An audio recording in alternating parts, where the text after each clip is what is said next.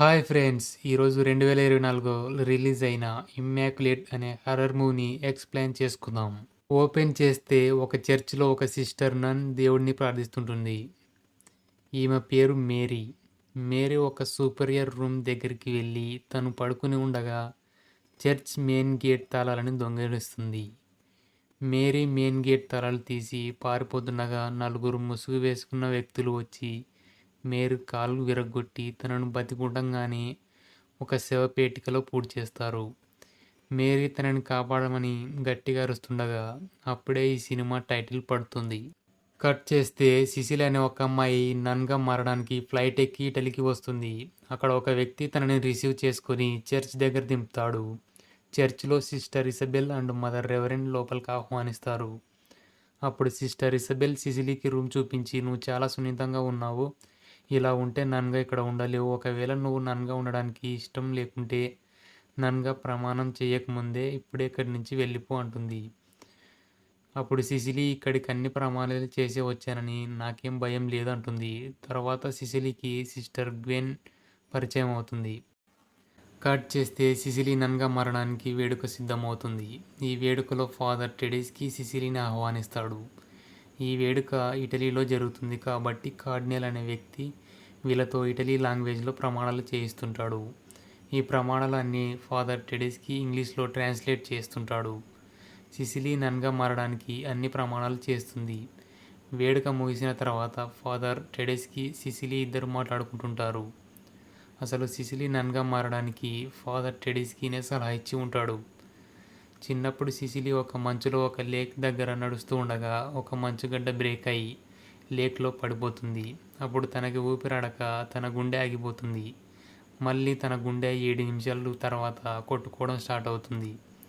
అప్పటి నుంచి ప్రభువు ఉన్నాడని, ఈ భూమి మీద ఏదో తనతో చేయించడానికి తనని బ్రతికించాడని నమ్ముతుంది. ఇదంతా సిసిలీకి 12 సంవత్సరాలు ఉన్నప్పుడు జరుగుతుంది.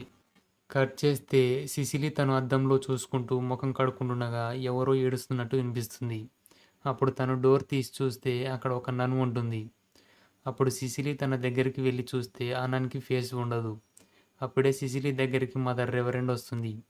అప్పుడు రెవరెండ్ ఒక బాక్స్లో ఉన్న తుప్పు పట్టిన ఇనుప మేకు తీసి, ఈ మేకు యేసుప్రభువు శిలువకి గుచ్చిన ఇనుప మేకు అని తన చేతిలో పెడుతుంది. ఇప్పుడు సిసిలికి అక్కడ ఏం జరుగుతుందో అర్థం కాదు. సిసిలి కళ్ళు తిరిగి పడిపోతుంది. అప్పుడు సిసిలిని కొంతమంది ముసుగు వేసుకున్న వ్యక్తులు తనని చంపుతున్నట్టు ఉంటుంది. అప్పుడు సిసిలికి మేల్కో వచ్చి లేస్తుంది. అప్పుడు చీకట్లో ఎవరో తన ముందు ఉన్నట్టు అనిపిస్తుంది. లైట్ వేసి చూస్తే అక్కడ ఎవరు ఉండరు. అప్పుడు సిసిలికి అక్కడ ఏం జరుగుతుందో అర్థం కాక ఆ రోజంతా నిద్ర పట్టదు. ఇంకా తర్వాత రోజు సిసిలి నన్గా మారిన తర్వాత తన పని ఓల్డేజ్లో ఉన్న నన్స్ని చూసుకోవడం. ఇంకా సిస్టర్ గ్వెన్, సిసిలి వీళ్ళ ఇద్దరు పరిచయం బాగా దగ్గరవుతుంది. వీళ్ళు బట్టలు ఉతికి ఆరేస్తూ ఓల్డేజ్లో ఉన్న నన్స్ని చూసుకుంటుంటారు. ఒకరోజు సిసిలి పడుకొని ఉండగా తన దగ్గరికి ఓల్డేజ్లో ఉన్న నన్ వచ్చి తన జుట్టుని కత్తిరిస్తుంది. అప్పుడు సిసిలి ఓల్డేజ్లో ఉన్న నన్ కాబట్టి మతి స్థిమితం లేదని ఆ నన్ని బెడ్పై పడుకోబెట్టి వెళ్తుండగా నన్ కాళ్ళని గమనిస్తుంది. అప్పుడు నన్ కాళ్ళకి సిలువతో కాల్చిన గుర్తులు ఉంటాయి. ఆ గుర్తులను చూసి సిసిలి ఆశ్చర్యపోతుంది. ఒకరోజు సిస్టర్స్ అందరూ స్నానం చేస్తుంటారు. అప్పుడు గ్వెన్ సిసిలికి తను ఎందుకు నన్గా మారాల్సి వచ్చిందో చెబుతుండగా సిసిలి వామిటింగ్ చేసుకుంటుంది. అప్పుడు డాక్టర్ సిసిలికి టెస్టులు చేసి కొన్ని ట్యాబ్లెట్లు ఇస్తాడు. తర్వాత కార్డినల్ ఆఫీస్ నుంచి సిసిలికి పిలుపు వస్తుంది. అప్పుడు సిసిలి అక్కడికి వస్తుంది. అప్పుడు కార్డినల్ నీకు చేపించిన ప్రమాణాలు ఎప్పుడైనా అతిక్రమించావా అని, నువ్వు కన్యవేనా, ఏ మగాడితోనైనా సంబంధం ఉందా అని అడుగుతాడు. అప్పుడు సిసిలికి ఇలా ఎందుకు అడుగుతున్నారో అర్థం కాదు. సిసిలి నేను ఎప్పుడు ప్రమాణాలు అతిక్రమించలేదని, నాకు ఏ మగాడితో సంబంధం లేదని చెబుతుంది. ఇదంతా తనని ఎందుకు అడుగుతున్నారంటే తను వామిటింగ్ చేసుకున్నప్పుడు చేసిన టెస్టుల్లో తను ప్రెగ్నెంట్ అని వచ్చి ఉంటుంది. తను ఏ మగాడితో సంబంధం లేకుండా ఒక బిడ్డకి జన్మని ఇవ్వబోతున్నందున తనని మరో మేరీమాతగా చూస్తారు. తర్వాత సిసిలి ఒక బిడ్డకి జన్మనివ్వబోతున్నందున ఫంక్షన్ ఏర్పాటు చేస్తారు. ఈ ఫంక్షన్లో సిస్టర్ ఇజబెల్, సిస్టర్ గ్వెన్ హ్యాపీగా ఉండరు. అసలు వీళ్ళు ఇలా ఎందుకు ఉన్నారో తర్వాత తెలుస్తుంది. ఫంక్షన్ అయిన తర్వాత సిసిలీ స్నానం చేస్తుండగా అక్కడికి ఇజబెల్ వచ్చి ఇదంతా నాకు జరగాల్సిందని సిసిలీ గొంతు పిసికి చంపుతుండగా కొంతమంది నర్సు వచ్చి విడిపిస్తారు. తర్వాత ఇజబెల్ బిల్డింగ్ పైనుంచి దూకి సూసైడ్ చేసుకుంటుంది. సిస్టర్ గ్వెన్ సిసిలీతో మాట్లాడుతూ అసలు ఇజబెల్ ఎందుకు చనిపోయింది, ఇక్కడ ఏం జరుగుతుంది అని మాట్లాడుతుండగా ఫాదర్ టెడెస్కి వచ్చి కలుగజేసుకుంటాడు. అప్పుడు గ్వెన్కి కోపం వచ్చి ఇక్కడ ఏం జరుగుతుంది, ఇజబెల్ చనిపోయింది, సిసిలీ తనకు తెలియకుండా ప్రెగ్నెంట్ అయింది, మనకి తెలియకుండా ఇక్కడ ఏదో జరుగుతుందని అంటుండగా గ్వెన్ని అక్కడి నుంచి లాక్కుపోతారు. అదే రోజు రాత్రి సిసిలీ గ్వెన్ కోసం వెతుకుతూ ఒక రూమ్లోకి వెళ్తుంది. కానీ అక్కడ గ్వెన్ ఉండదు. ఆ రూమ్లో సిసిలీకి ఒక ఫైల్ కనబడుతుంది.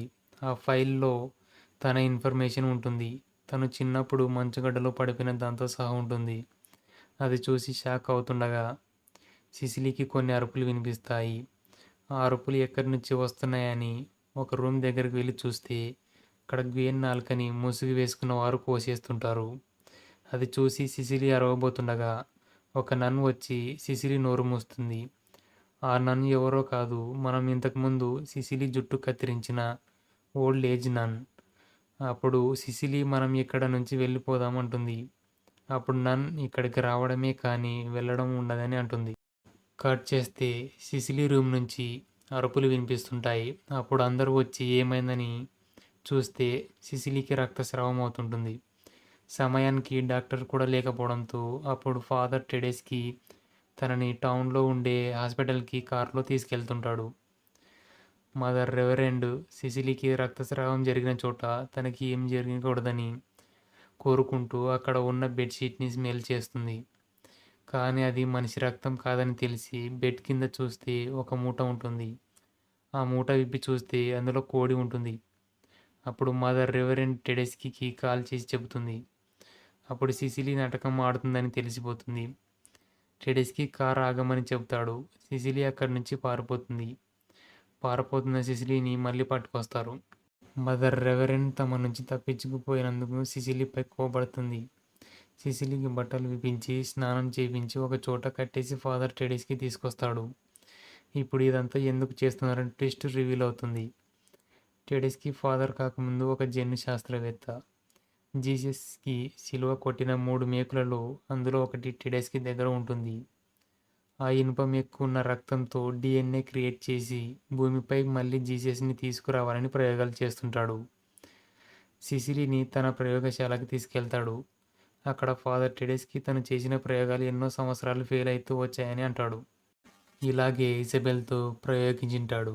అందుకే ఇజబెల్కి పుట్టాల్సిన బిడ్డ సిసిలీకి పుడుతున్నాడని సిసిలీని చంపడానికి ట్రై చేస్తుంది ఇజబెల్. ఫాదర్ టెడెస్కి ఇవన్నీ చూపిస్తుండగా సిసిలీకి ఏం చెప్పాలో అర్థం కాదు. టెడెస్కి సిసిలీ ఇంకా ఎప్పుడు తప్పించుకోకుండా మంటల్లో కాల్చిన సిలువ గుర్తు సిసిలీ కాళ్ళకి కాలుస్తాడు. తర్వాత డాక్టర్ సిసిలీకి చెకప్ చేసి ఇక ఏ క్షణమైనా డెలివరీ కావచ్చని కొన్ని మెషిన్ తీసుకురావడానికి వెళ్తాడు.